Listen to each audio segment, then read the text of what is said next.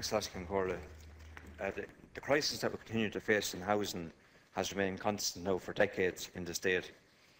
The right to housing, we believe, Sinn Féin, that it's a fundamental right. I know the other parties don't agree with us, but it marks us out here tonight in the belief that people have rights, absolute rights that are non-negotiable. The right from cradle to the grave to a home, to education and to health. In any civilised society, they must be there and must be fundamental to our existence and must be paid for by progressive taxation. These rights are not dependent on building booms, bank bailouts or so-called public-private partnerships. One of the first pieces of legislation that Sinn Féin introduced in the Dáil in 2002 was a bill seeking to amend the Constitution to guarantee everyone a right to a home. The bill was defeated. It was defeated by the votes of a government which, in hindsight, we all know had a deeply unhealthy, close relationship with the same developers who were laughing all the way to the banks.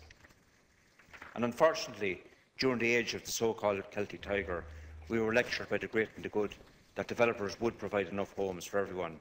Those of us who promoted social housing were branded as being old-fashioned or backward. But now, of course, we realise that it's those same property developers and their allies that were in government fanning the flames of a building boom that brought this economy into recession and brought the state to the edge of bankruptcy. It's now time to revisit how we provide housing to those who need it.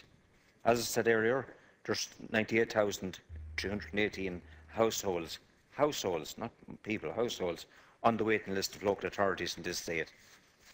The building boom has failed and failed utterly to provide homes for these people. And now is the time to plan and build local authority housing to meet the needs of these families. It's far more cost-effective to build now when building material, labour and land is so much cheaper. Local authority housing is a good investment, with the rent providing investment return to local authorities. And just flag this up with the ministers, because I know we'll always get the answer, the money isn't there. But just to flag up this practical thing, I've looked at the budget of a couple of local authorities that, their maintenance budget and their rents, what's collected in rent. And what's the maintenance budget is roughly, from what I can see, between 17 and 21 or 22% of the rent collected annually. So assuming it's 20%, the maintenance, that allows 80% to be paid off the capital sum of providing the homes. And I'm talking about local authorities that have a fairly good record of house maintenance. So just flagging up that with you.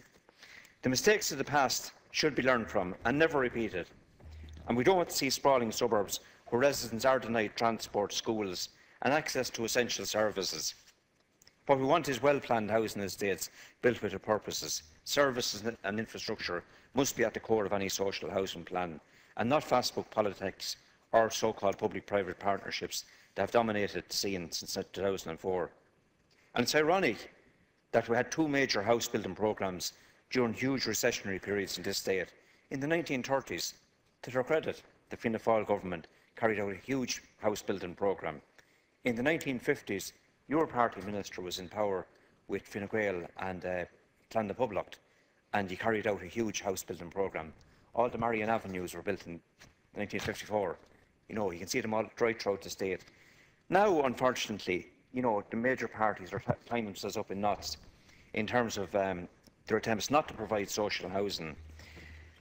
Every kind of a trick in the book is being tried. Rent subsidies, rental assistance scheme, social leasing, and so on. But all of them lead back to the same point in the circle. They all lead to a dependency on the private landlords and private developers, with the taxpayer carrying the book. So let's invest in social capital. Let's invest in good local authority housing. 1 minute. None of those approaches will ever provide enough homes to meet the needs of the 250,000 people that make up that 98,000 households that are on the waiting list. And now we have the sight of unfinished estates, and I'll close on this, lying dormant, some of them in the hands of NAMA. We have this empty houses, but we have people who don't have houses.